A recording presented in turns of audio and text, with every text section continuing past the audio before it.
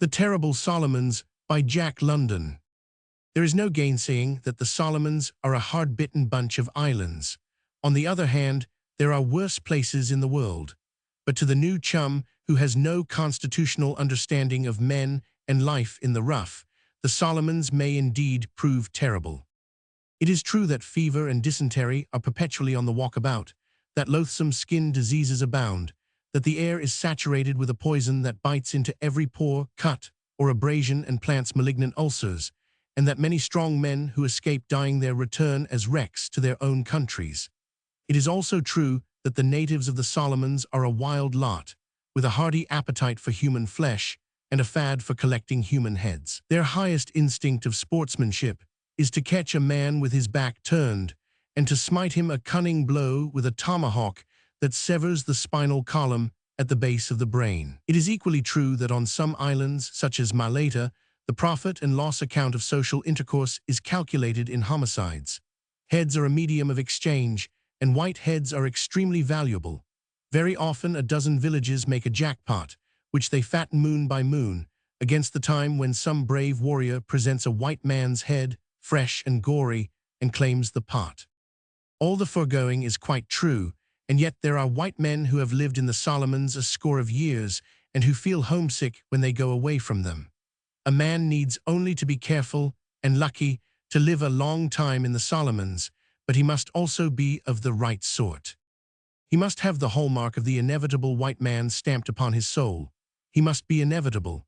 He must have a certain grand carelessness of odds, a certain colossal self-satisfaction, and a racial egotism that convinces him that one white is better than 1,000 niggers every day in the week, and that on Sunday he is able to clean out 2,000 niggers. For such are the things that have made the white man inevitable. Oh, and one other thing, the white man who wishes to be inevitable must not merely despise the lesser breeds and think a lot of himself. He must also fail to be too long on imagination. He must not understand too well the instincts, customs, and mental processes of the blacks, the yellows, and the browns, for it is not in such fashion that the white race has tramped its royal road around the world. Bertie Arkwright was not inevitable. He was too sensitive, too finely strung, and he possessed too much imagination. The world was too much with him. He projected himself too quiveringly into his environment. Therefore, the last place in the world for him to come was the Solomons. He did not come expecting to stay. A 5-week stopover between steamers, he decided, would satisfy the call of the primitive he felt thrumming the strings of his being. At least, so he told the lady tourists on the Makambo, though in different terms, and they worshipped him as a hero, for they were lady tourists, and they would know only the safety of the steamer's deck as she threaded her way through the Solomons. There was another man on board, of whom the ladies took no notice. He was a little shriveled wisp of a man, with a withered skin the color of mahogany.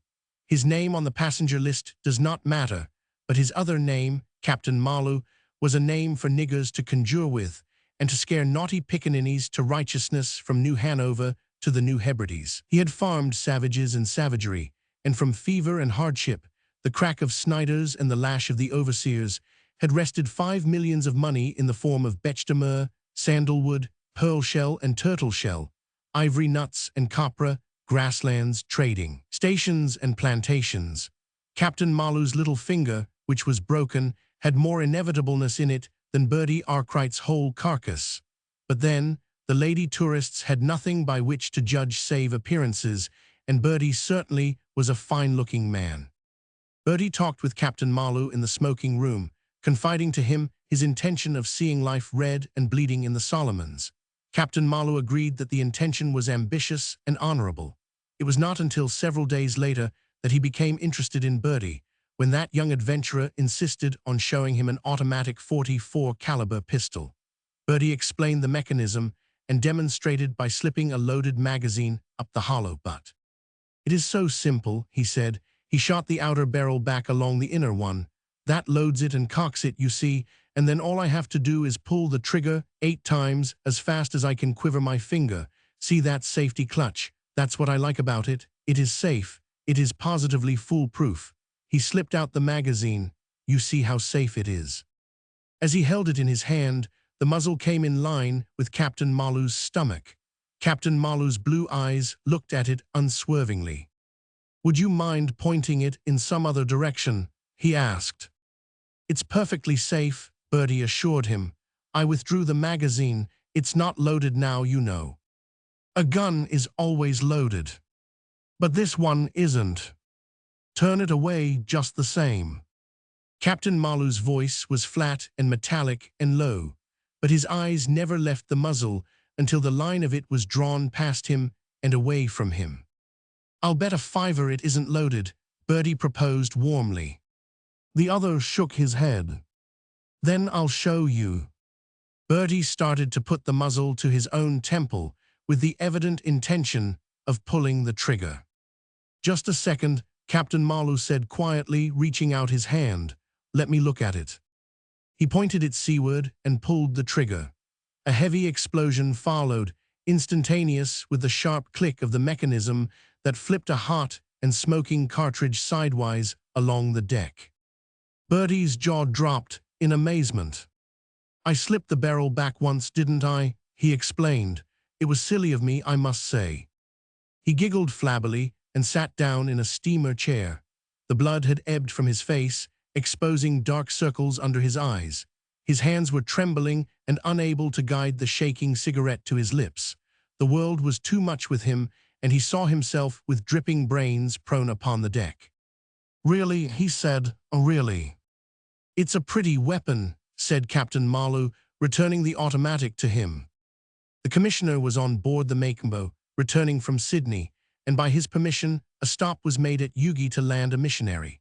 And at Ugi lay the ketch Arla, Captain Hansen, skipper. Now the Arla was one of many vessels owned by Captain Marlow, and it was at his suggestion, and by his invitation, that Bertie went aboard the Arla as guest for a 4-day recruiting cruise on the coast of Maleta. Thereafter the Arla would drop him at Remminge Plantation, also owned by Captain Marlow, where Bertie could remain for a week, and then be sent over to Chilagi, the seat of government, where he would become the commissioner's guest. Captain Marlow was responsible for 2 other suggestions, which given, he disappears from this narrative. One was to Captain Hansen, the other to Mr. Harriwell, manager of Remminge Plantation. Both suggestions were similar in tenor, namely, to give Mr. Bertram Arkwright an insight into the rawness and redness of life in the Solomons.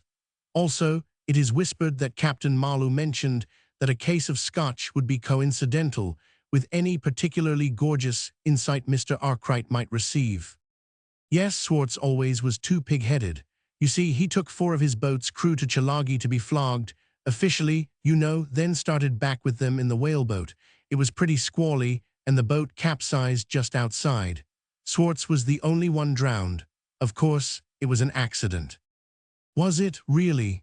Bertie asked, only half interested, staring hard at the black man at the wheel. Ugi had dropped astern, and the Arla was sliding along through a summer sea toward the wooded ranges of Maleta. The helmsman, who so attracted Bertie's eyes, sported a 10-penny nail stuck skewerwise through his nose. About his neck was a string of pants buttons. Thrust through holes in his ears were a can opener, the broken handle of a toothbrush, a clay pipe, the brass wheel of an alarm clock, and several Winchester rifle cartridges. On his chest, suspended from around his neck, hung the half of a china plate. Some 40 similarly apparelled blacks lay about the deck, 15 of which were boat's crew, the remainder being fresh labor recruits. "Of course it was an accident," spoke up the Arla's mate, Jacobs, a slender, dark-eyed man who looked more a professor than a sailor. "Johnny Bedip nearly had the same kind of accident. He was bringing back several from a flogging when they capsized him, but he knew how to swim as well as they, and 2 of them were drowned. He used a boat stretcher and a revolver. Of course, it was an accident." "Quite common, them accidents," remarked the skipper. "You see that man at the wheel, Mr. Arkwright? He's a man-eater. 6 months ago, he and the rest of the boat's crew drowned the then captain of the Arla. They did it on deck, sir, right aft there by the mizzen traveller." "The deck was in a shocking state," said the mate. "Do I understand?" Bertie began. "Yes, just that," said Captain Hansen. "It was an accidental drowning." "But on deck?" "Just so. I don't mind telling you, in confidence of course, that they used an axe." "This present crew of yours?" Captain Hansen nodded. The other skipper always was too careless, explained the mate. He but just turned his back when they let him have it. We haven't any show down here, was the skipper's complaint. The government protects a nigger against a white every time. You can't shoot first. You've got to give the nigger first shot, or else the government calls it murder and you go to Fiji. That's why there's so many drowning accidents. Dinner was called, and Bertie and the skipper went below, leaving the mate to watch on deck. Keep an eye out for that black devil, Oiki, was the skipper's parting caution. I haven't liked his looks for several days. Right-o, said the mate. Dinner was part way along, and the skipper was in the middle of his story of the cutting out of the Scottish chiefs. Yes, he was saying, she was the finest vessel on the coast, but when she missed stays, and before ever she hit the reef, the canoes started for her. There were 5 white men, a crew of 20 Santa Cruz boys and Samoans, and only the supercargo escaped. Besides, there were 60 recruits. They were all kai-kai'd. Kai-kai? Oh, I beg your pardon, I mean they were eaten. Then there was the James Edwards, a dandy-rigged. But at that moment, there was a sharp oath from the mate on deck, and a chorus of savage cries. A revolver went off 3 times, and then was heard a loud splash. Captain Hansen had sprung up the companionway on the instant, and Bertie's eyes had been fascinated by a glimpse of him drawing his revolver as he sprang. Bertie went up more circumspectly, hesitating before he put his head above the companionway slide, but nothing happened. The mate was shaking with excitement, his revolver in his hand. Once he startled and half jumped around as if danger threatened his back. One of the natives fell overboard, he was saying in a queer, tense voice. He couldn't swim. Who was it? The skipper demanded. Oiki was the answer. But I say, you know, I heard shots, Bertie said, in trembling eagerness, for he scented adventure, an adventure that was happily over with. The mate whirled upon him, snarling. It's a damned lie, there ain't been a shot fired, the nigger fell overboard. Captain Hansen regarded Bertie with unblinking, lackluster eyes. I thought, Bertie was beginning. Shots, said Captain Hansen dreamily. Shots. Did you hear any shots, Mr. Jacobs? Not a shot, replied Mr. Jacobs. The skipper looked at his guest triumphantly and said, Evidently an accident. Let us go down, Mr. Arkwright, and finish dinner. Bertie slept that night in the captain's cabin, a tiny stateroom off the main cabin. The forward bulkhead was decorated with a stand of rifles. Over the bunk were 3 more rifles. Under the bunk was a big drawer, which, when he pulled it out, he found filled with ammunition, dynamite, and several boxes of detonators. He elected to take the settee on the opposite side. Lying conspicuously on the small table was the Arla's log. Bertie did not know that it had been especially prepared for the occasion by Captain Malu, and he read therein how on September 21, 2 boats' crew had fallen overboard and been drowned. Bertie read between the lines and knew better. He read how the Arla's whaleboat had been bushwhacked at Sceaux and had lost 3 men, of how the skipper discovered the cook stewing human flesh on the galley fire, flesh purchased by the boat's crew ashore in Fui, of how an accidental discharge of dynamite, while signaling, had killed another boat's crew, of night attacks, ports fled from between the dawns, attacks by bushmen in mangrove swamps, and by fleets of saltwater men in the larger passages. One item that occurred with monotonous frequency was death by dysentery. He noticed with alarm that 2 white men had so died, guests, like himself, on the Arla. I say, you know, Bertie said next day to Captain Hansen, I've been glancing through your log. The skipper displayed quick vexation that the log had been left lying about. And all that dysentery, you know, that's all rot, just like the accidental drownings, Bertie continued. What does dysentery really stand for? The skipper openly admired his guest's acumen, stiffened himself to make indignant denial, then gracefully surrendered. You see, it's like this, Mr. Arkwright. These islands have got a bad enough name as it is. It's getting harder every day to sign on white men. Suppose a man is killed. The company has to pay through the nose for another man to take the job. But if the man merely dies of sickness, it's all right. The new chums don't mind disease. What they draw the line at is being murdered. I thought the skipper of the Arla had died of dysentery when I took his billet. Then it was too late. I'd signed the contract. Besides, said Mr. Jacobs, there's altogether too many accidental drownings anyway. It don't look right. It's the fault of the government. A white man hasn't a chance to defend himself from the niggers. Yes, look at the princess and that Yankee mate. The skipper took up the tale. She carried 5 white men besides a government agent. The captain, the agent, and the supercargo were ashore in the 2 boats. They were killed to the last man. The mate and bosun, with about 15 of the crew, Samoans and Tongans, were on board. A crowd of niggers came off from shore. First thing the mate knew, the bosun and the crew were killed in the first rush. The mate grabbed 3 cartridge belts and 2 Winchesters and skinned up to the crosstrees. He was the sole survivor, and you can't blame him for being mad. He pumped one rifle till it got so hot he couldn't hold it, then he pumped the other. The deck was black with niggers. He cleaned them out. He dropped them as they went over the rail, and he dropped them as fast as they picked up their paddles. Then they jumped into the water and started to swim for it, and being mad, he got 6 more. And what did he get for it? 7 years in Fiji, snapped the mate.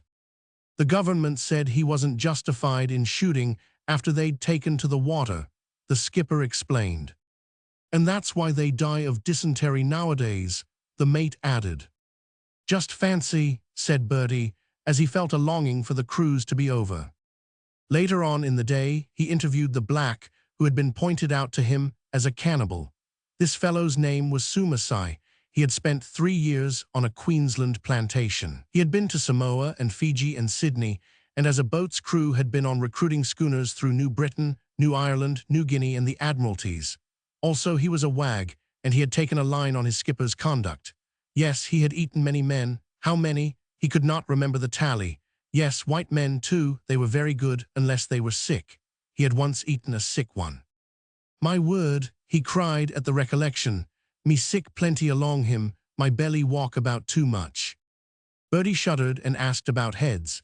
Yes, Sumasai had several hidden ashore, in good condition, sun-dried and smoke-cured.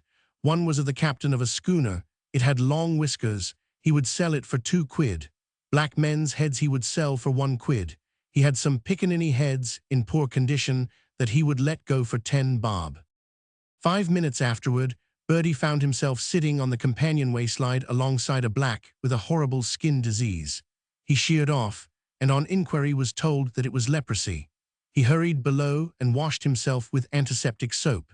He took many antiseptic washes in the course of the day, for every native on board was afflicted with malignant ulcers of one sort or another.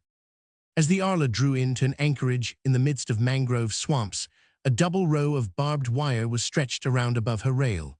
That looked like business, and when Bertie saw the shore canoes alongside, armed with spears, bows and arrows and sniders, he wished more earnestly than ever that the cruise was over.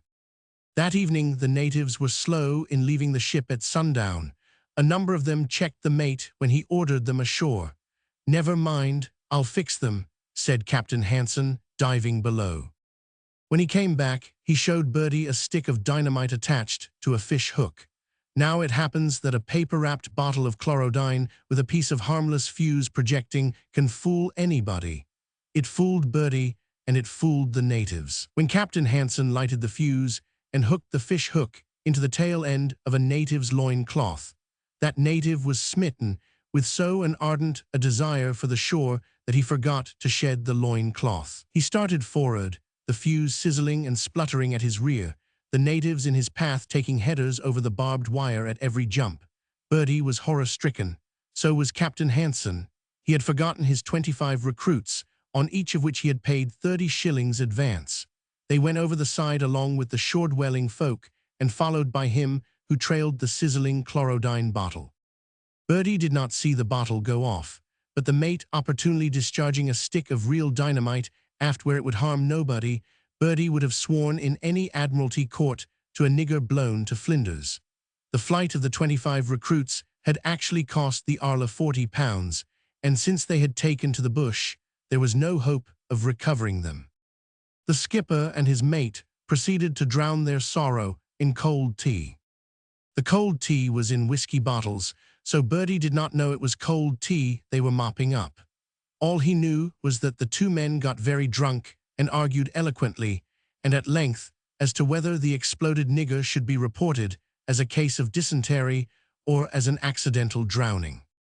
When they snored off to sleep, he was the only white man left, and he kept a perilous watch till dawn in fear of an attack from shore and an uprising of the crew. 3 more days the Arla spent on the coast, and 3 more nights the skipper and the mate drank over fondly of cold tea, leaving Bertie to keep the watch. They knew he could be depended upon, while he was equally certain that if he lived, he would report their drunken conduct to Captain Malu. Then the Arla dropped anchor at Remenge Plantation, on Guadalcanal, and Bertie landed on the beach with a sigh of relief and shook hands with the manager. Mr. Harriwell was ready for him. "Now you mustn't be alarmed if some of our fellows seem downcast, Mr. Harriwell said, having drawn him aside in confidence. "There's been talk of an outbreak, and 2 or 3 suspicious signs I'm willing to admit, but personally I think it's all poppycock." How many blacks have you on the plantation?" Bertie asked with a sinking heart. "We're working 400 just now," replied Mr. Harriwell cheerfully, "but the 3 of us, with you, of course, and the skipper and mate of the Arla, can handle them all right." Bertie turned to meet one McTavish, the storekeeper, who scarcely acknowledged the introduction, such was his eagerness to present his resignation. "It being that I'm a married man, Mr. Harriwell, I can't very well afford to remain on longer. Trouble is working up, as plain as the nose on your face. The niggers are going to break out, and there'll be another Hohono horror here." "What's a Hohono horror?" Bertie asked, after the storekeeper had been persuaded to remain until the end of the month. "Oh, he means Hohono Plantation on Insatiable," said the manager. "The niggers killed the 5 white men ashore, captured the schooner, killed the captain and mate, and escaped in a body to Malaita. But I always said they were careless on Hohono. They won't catch us napping here.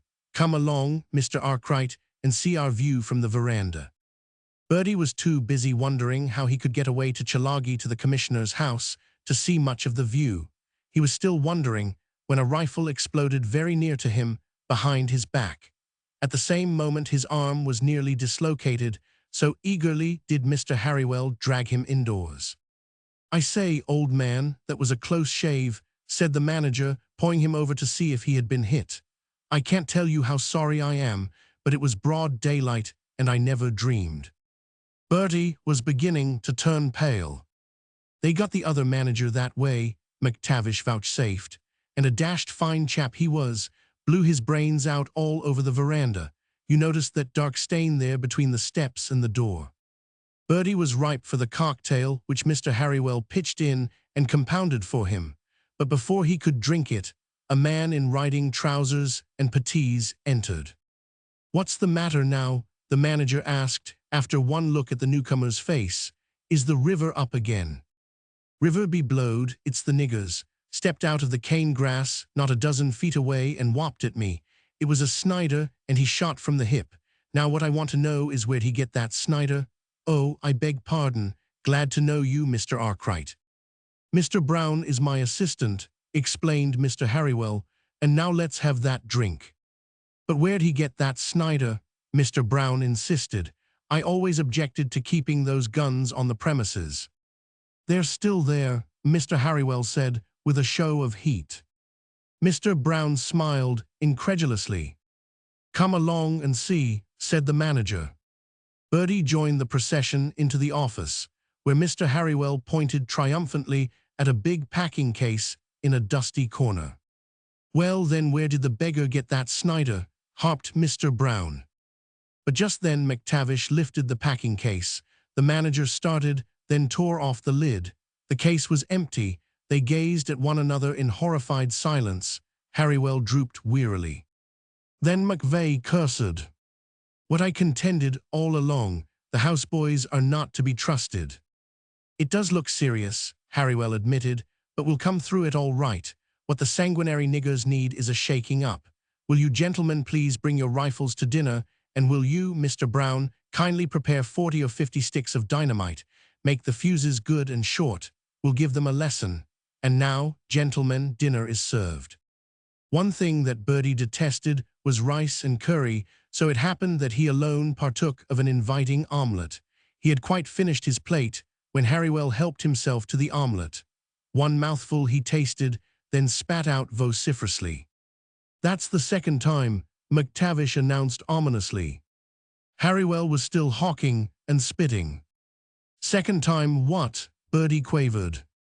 "Poison," was the answer. "That cook will be hanged yet." "That's the way the bookkeeper went out at Cape March," Brown spoke up. "Died horribly. They said on the Jessie that they heard him screaming 3 miles away." "I'll put the cook in irons," sputtered Harrywell. "Fortunately we discovered it in time." Bertie sat paralyzed. There was no color in his face. He attempted to speak, but only an inarticulate gurgle resulted. All eyed him anxiously.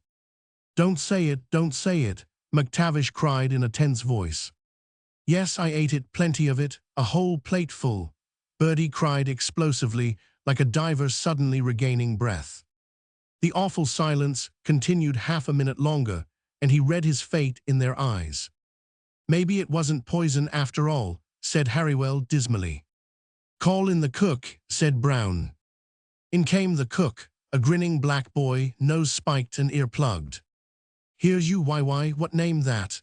Harrywell bellowed, pointing accusingly at the omelette.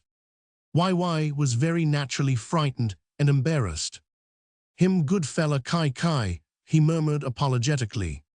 "Make him eat it," suggested McTavish. "That's a proper test." Harrywell filled a spoon with the stuff and jumped for the cook, who fled in panic. "That settles it," was Brown's solemn pronouncement. "He won't eat it." "Mr. Brown, will you please go and put the irons on him?" Harrywell turned cheerfully to Bertie. "It's all right, old man, the commissioner will deal with him, and if you die, depend upon it, he will be hanged."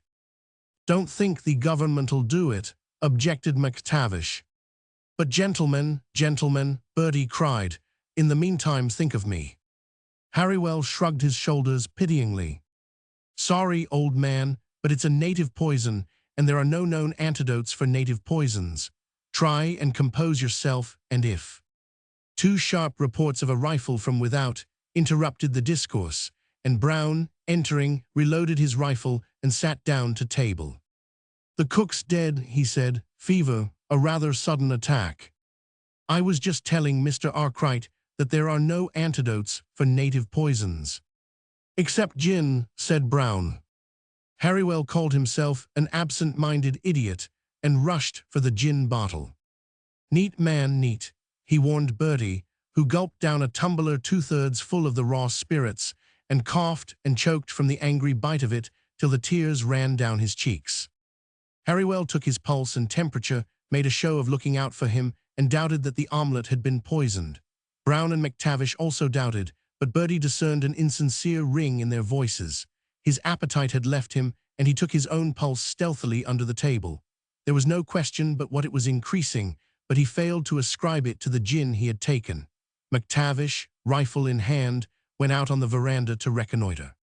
"They're massing up at the Cook House," was his report, "and they've no end of Snyders. My idea is to sneak around on the other side and take them in flank. Strike the first blow, you know. Will you come along, Brown?" Harrywell ate on steadily, while Bertie discovered that his pulse had leaped up 5 beats. Nevertheless, he could not help jumping when the rifles began to go off. Above the scattering of Snyders could be heard the pumping of Brown's and McTavish's Winchesters, all against a background of demoniacal screeching and yelling. "They've got them on the run," Harrywell remarked, as voices and gunshots faded away in the distance. Scarcely were Brown and McTavish back at the table when the latter reconnoitered. "They've got dynamite," he said. "Then let's charge them with dynamite," Harrywell proposed. Thrusting half a dozen sticks each into their pockets and equipping themselves with lighted cigars, they started for the door. And just then it happened. They blamed McTavish for it afterward, and he admitted that the charge had been a trifle excessive, but at any rate it went off under the house, which lifted up cornerwise and settled back on its foundations. Half the china on the table was shattered, while the 8-day clock stopped, Yelling for vengeance, the three men rushed out into the night, and the bombardment began. When they returned, there was no Bertie. He had dragged himself away to the office, barricaded himself in, and sunk upon the floor in a gin-soaked nightmare, wherein he died 1,000 deaths while the valorous fight went on around him. In the morning, sick and headachy from the gin, he crawled out to find the sun still in the sky and God presumable in heaven, for his hosts were alive and uninjured.